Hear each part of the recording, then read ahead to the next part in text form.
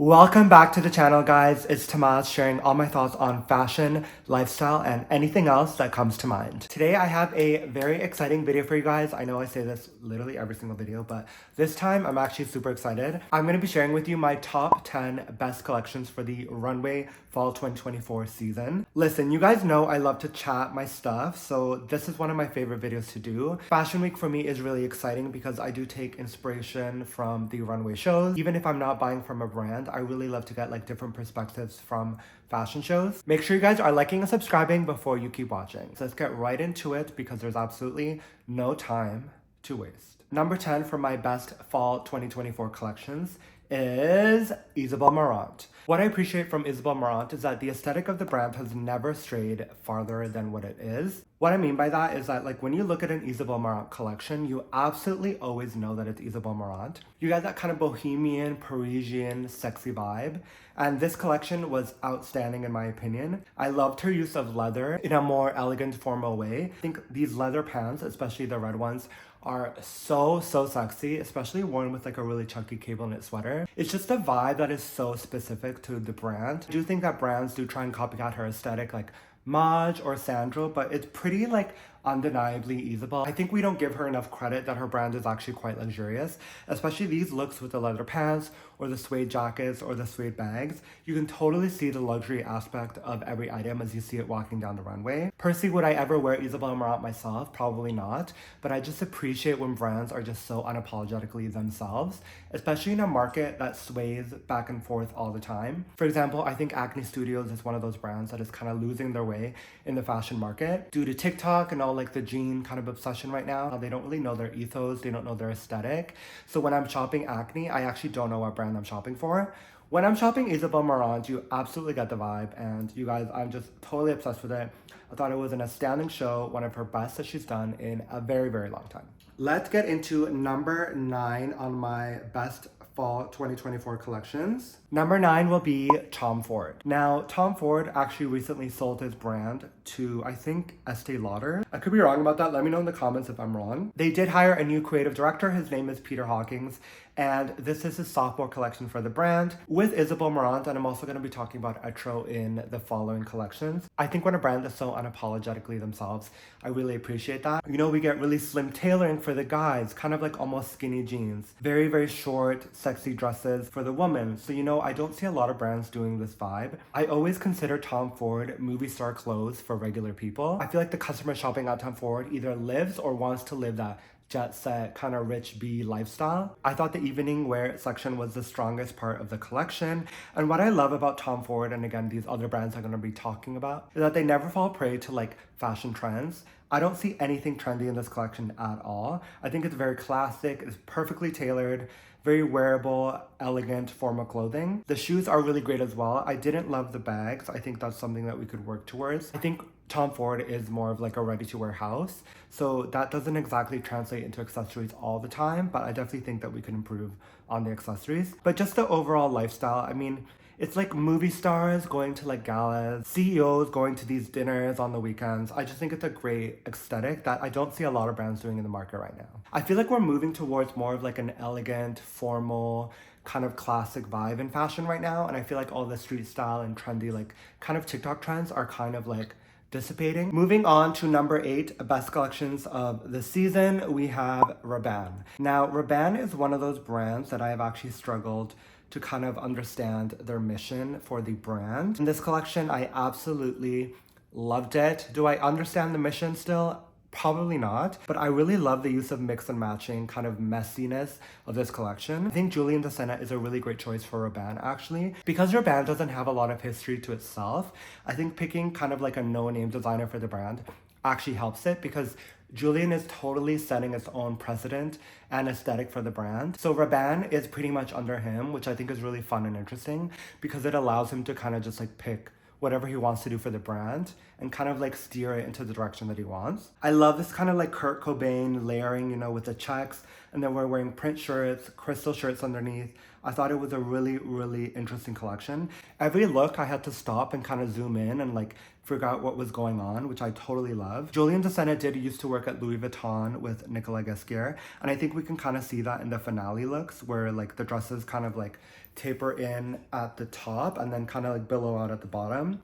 I totally get these like kind of like Louis Vuitton vibes, which I think it's good to get like inspiration from your old business or from like who you used to work with. I thought this was a really strong outing for Julian DeSena. He's definitely taking Rabanne into kind of a brand that was a joke. Like, I'm not gonna lie, a lot of people weren't checking for Rabanne, but I think like he's really taking it into like its own vibe. It goes past the chainmail dress in my opinion now, and I feel like Julian is kind of steering the brand in a way that like more people can appreciate Rabanne, which I think is really, really cool. I thought this collection was very, very, very good. The use of layering kind of made me like jolt and kind of be like, okay, like I feel like I can be like cooler in the way that I layer my clothes, because the styling I think was the strongest suit out of this collection. I was just amazed. I just thought it was so inventive, so cool the way that the stylist paired a lot of these pieces together in a way that you wouldn't think that they would be ever be paired. And I'm sure when you take it all apart, like in the showroom, you can see the pieces that will like go to retail. I'm sure everything is still super wearable. It's like luxe, kind of casual, inventive fashion. I think at the market right now, that's super needed in luxury ready to wear. Number 7 in my best fall 2024 collection is Etro. Now, Etro is one of those heritage houses that completely has their own vibe. It's kind of like Missoni. I always compare Etro and Missoni together because very rarely does Etro or Missoni steer away from their brand aesthetic. I think that's why they've been such a long-standing house in the business, because the Etro client knows what they're gonna get when they walk into an Etro boutique. They do have a new creative director, which I'm a fan of, Marco De Vincenzo. He used to be at number 21, I think, and I've been a fan of him for a long time. I think his clothing, he really gets the whole like Italian modern woman aesthetic. I absolutely love this Etro collection, guys. A lot of people didn't like it, but I thought it was really, really, really well done. You know, Etro is known for the paisley print, but I think Marco is taking it into the modern vibe, kind of readjusting it for like anybody that can wear it. I also thought the evening wear was a very strong outing. Celebrity stylists should definitely take a look at their evening wear because I thought it was very, very, very well done. I love the finale dresses. They were like chiffony, but still had that kind of Etro print vibe. I do love the menswear. However, I don't see a lot of men right now that are shopping designer ready to wear that would probably be buying it. Personally, I love the kind of world that Etro is doing. You know, it's very Italian heritage, but taking it into a modern world. Men that are buying ready to wear or kind of fashion right now are definitely not checking for Etro. I don't see a lot of it being worn by men that are buying designer fashion right now. This collection reminded me a lot of what Alessandro Michele used to do at Gucci. I feel like it's like a more refined, less crazy Gucci, especially the jewelry. Whoever designed the jewelry for this collection, I thought was absolutely beautiful. This kind of chunky gold paillette necklaces and bracelets I thought were really great as well. Again, when you take it all apart, I think that a lot of this is very, very wearable. Is it a little bit overwhelming in the styling? Yes, but this is what I like about Etro. They have this world and aesthetic that they do not stray far from, which I think is what the Etro client wants and always appreciates. Are they always going to be that house that is selling really well and super popular within fashion? Absolutely not. I think this is one of those niche brands like Missoni, kind of just stick within their means. They don't try and do anything outside of the box. Their clients remain loyal, and I appreciate it. I think Etro is one of those beautiful vintage bohemian vibe that I think is really great in the market right now. And I don't really see any other brands doing the same other than perhaps like Missoni. Number 6 on my list is Burberry. Now, this was a very controversial show. There have been a lot of talk and rumors about Daniel Lee at Burberry. Apparently, it's not selling at all. Burberry is actually losing money producing everything, especially the horse bag, I think is what it's called. Apparently they invested $8 million into it and it is absolutely tanking. Like, nobody's even trying it on, nobody's buying any of it. His first 2 seasons, I will say, were a little bit spotty. It wasn't great, not a lot of wantable product, and I think Daniel Lee has kind of like shot himself in the foot. Basically turned Bottega around from bankruptcy. Basically, he made Bottega into what it is now. Wherever he goes, unfortunately, he's gonna have that on his shoulders. He basically has to reinvent Burberry because after Riccardo Tisci, whether you liked his work or not, his stuff wasn't really doing well either. So I think he has a very hard job ahead of himself. I thought this collection was 10 times way better than the second one, the spring one. In my opinion, he basically made the most beautiful coats of the entire fall 2024 collections. These coats are absolutely stunning. I love the use of the drab colors. It was very British, you know, like dark green, dark blue, dark gray, but he made them into really, really chic pieces. These aviator jackets, these long jackets with like the collars up to the neck, I just thought were beautifully, beautifully done. Daniel Lee came from an accessories background. Am I seeing a lot of hit and wantable product here? Not really. None of the bags really spoke out to me. The strength here is the ready to wear. These coats, I just keep looking at them. They are so, so beautiful. I'm just not sure this is enough to kind of bring Burberry into the green because again, these are runway pieces. These will be expensive. I don't think these coats will be less than like 7, 8, or 9K. The men's tailoring is okay. The women's dresses are a little bit weird. And I also really loved how he used the old Burberry models. Like Agnes Dane opened the show. She used to be an OG Burberry model, used to be in all the ads. So I think this is like a really cool way of Daniel kind of respecting the house, bringing all the old Burberry models back to the runway show. Is it enough to save the brand? Honestly, it might be too little too late, which is kind of sucks in fashion right now. Like if you don't do your first or second season well, then you're already getting the boot.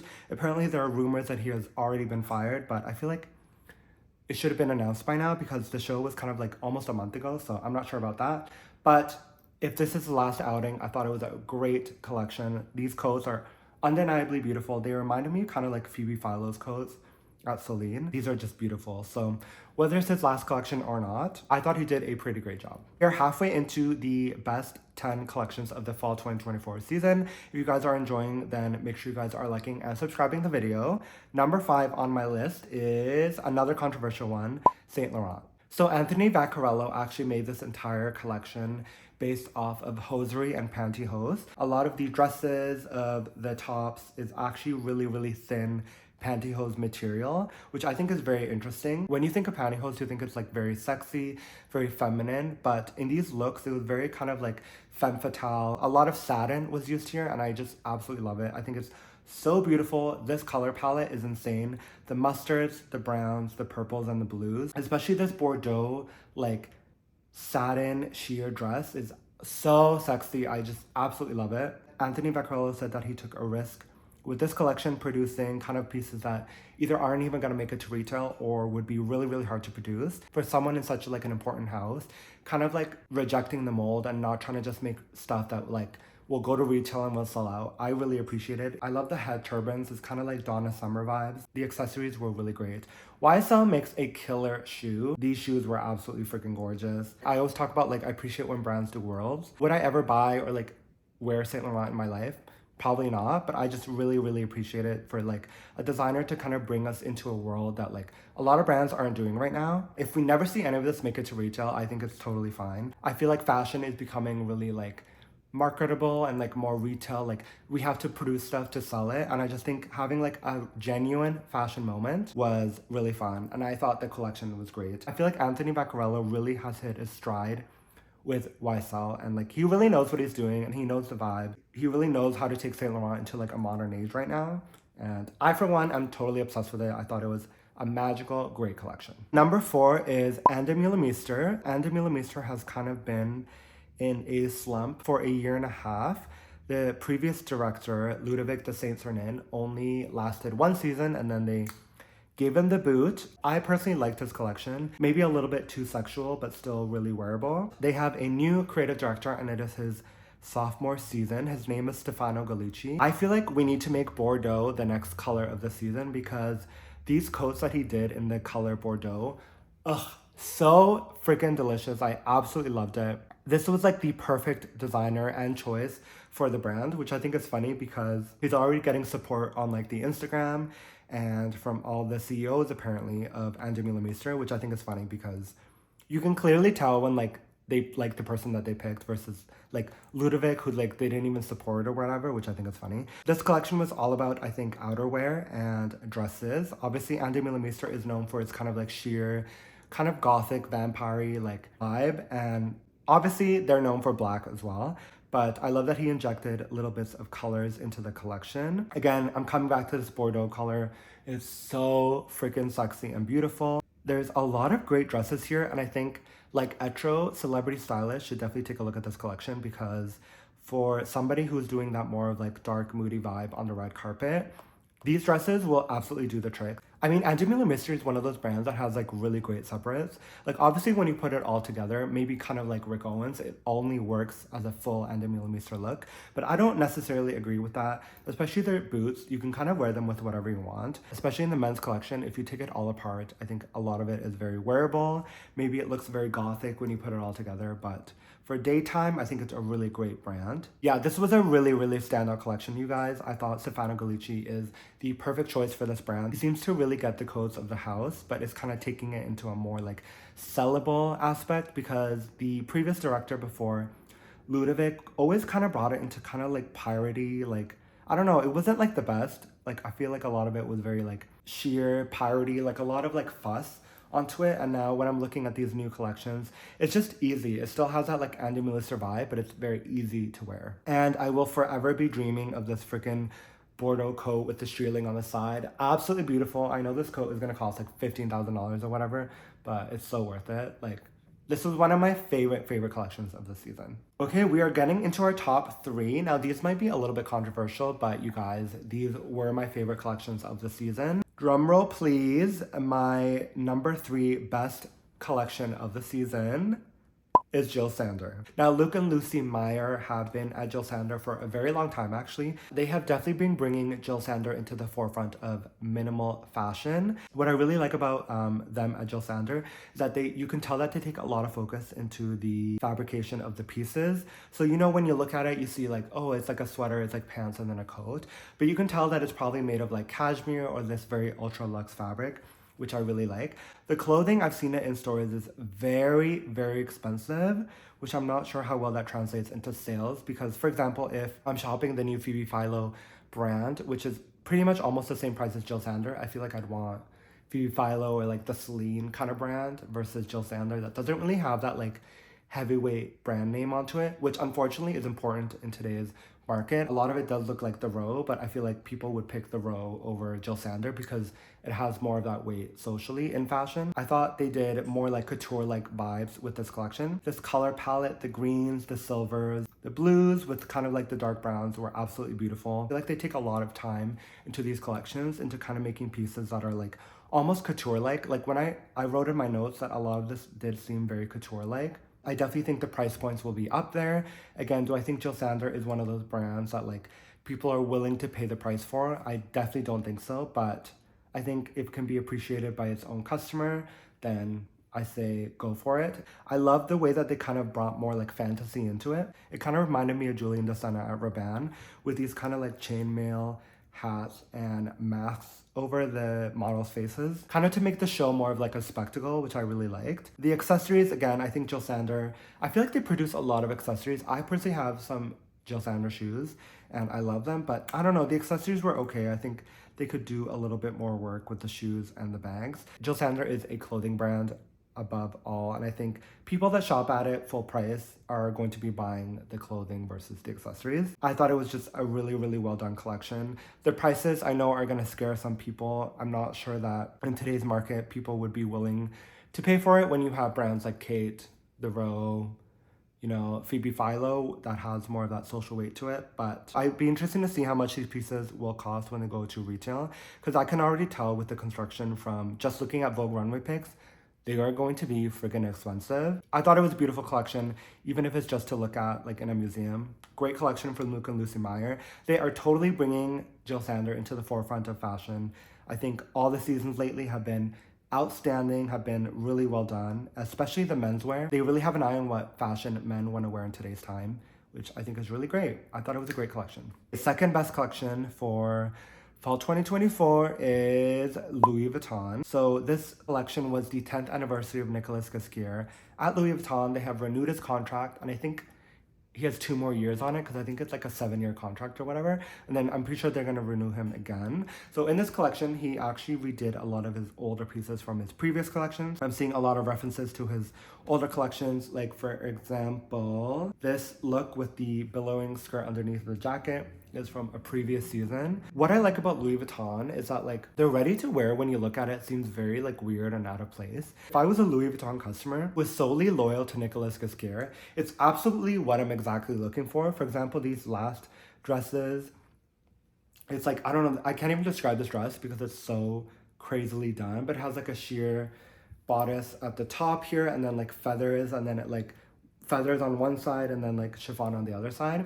But when you think about it, the Louis Vuitton customer that buys the ready to wear is into that kind of like futuristic vibe, and this is like literally exactly what they want to buy, which I think is really funny because I feel like Nicolas Ghesquière never strays farther from like what he knows will sell and like what he knows does well for the brand. I think honestly it's smart of him. He like knows what he's doing and he never really has to like put in a lot of like, I guess, effort into kind of doing something different. There were some truly ridiculous pieces though. I hate the fur gloves. I honestly think it took away from like a lot of the looks. I don't think it served the looks very well, especially when you're wearing them with a dress. I'm like, I honestly don't understand what you're trying to do here. If you're like a fan of Nicolas Ghesquière at Balenciaga or Louis Vuitton, then it's kind of like a game of like guess. You can like look at the looks and be like, oh, this is from a previous collection, this is from this collection. Especially if you've been at a brand for like 10 years. I thought it was cool for him to like literally reference himself, because at this point, he basically has like a whole archive of his clothing at Louis Vuitton. It's kind of fun to re-explore those like looks. My favorite Louis Vuitton collection is one of from fall 2016, and he redid those kind of like Baroque jackets that are like really cool. He redid it, especially in this look. Really appreciate that. He even redid some of the shoes, like those weird like magician kind of like Baroque lace-up shoes. I love the whole kind of spectacle. It's funny because Louis Vuitton is always the brand that like has the most celebrities at their front row. Currently at this show, they have like a cutout area where literally only the celebrities all sat together, and then like all the industry people sat on the other side, which I think is interesting because Louis Vuitton always has the most presence at like red carpets, especially the Met Gala. I know a lot of people clown red carpet looks for Louis Vuitton because they say a lot of the celebrities end up looking a mess. There's some really great pieces here that like stylists can work with and bring into the red carpet. I think Louis Vuitton, the vibe is that it's like a spectacle. It's like a fashion moment. And whether you're buying these clothes at retail or just like appreciating the show, I really appreciate that. Like sometimes we just want to see a moment in fashion, and I feel like this was like probably one of the biggest moments in fashion for the whole season. You guys, the best collection of the fall 2024 season was Chloe. Now, Chloe has kind of been a brand that has hit way below the radar lately. Like nobody was really checking for Chloe. Nobody was even talking about Chloe. I don't remember the last time I've seen anybody carry a freaking Chloe bag on the street. They had a new creative director, Chimena Kamali, who I believe came from, correct me if I'm wrong, but I think she came from Louis Vuitton as well. I thought Chimena did a whole reset of the vibe at Chloe, and she did a fantastic job. She is getting rave reviews for this collection. It was absolutely what the Chloe girl needed. I feel like it was very like 2008, 2009 in the way that like the shapes of the dresses, like the chiffon, like billowing tops that are like so ridiculous to wear. Like when you think about it in real life, putting that on is like so ridiculous, but it's so sexy and so Chloe. I especially love the looks of the chiffon dresses tucked into these boots. I thought the boots were outstanding. I don't think I've seen better footwear from a brand this season. These kind of over the knee tall leather boots are literally so sexy, you guys. I was absolutely obsessed. I just thought it was a really well done collection. So many wearable pieces. It pretty much is what Chloe should be, which is, I have in my notes here, sexy, feminine, utilitarian, but very wearable pieces. And especially the leather was outstanding. You can tell that they used some of the finest leather. One specific look that I really liked, it was this. It was like this kind of like leather. It kind of reminded me a little bit of Riza Morant. It's like a belted kind of like leather blouson, and then it has like the sleeves here. I thought that was really beautifully well done. There was this meme that I feel like totally represents what Chloe is as a brand. Basically, everyone in the front row got sent these like wooden like clogs, and literally everybody in the front row is wearing the same shoes, which I think is funny, but it totally is what the Chloe vibe is. Like there's just one way to be a Chloe girl, and it's like that way. And I think Chimena is bringing that back into the brand. Chimena is basically reining it in and telling you guys like, no, this is the vibe.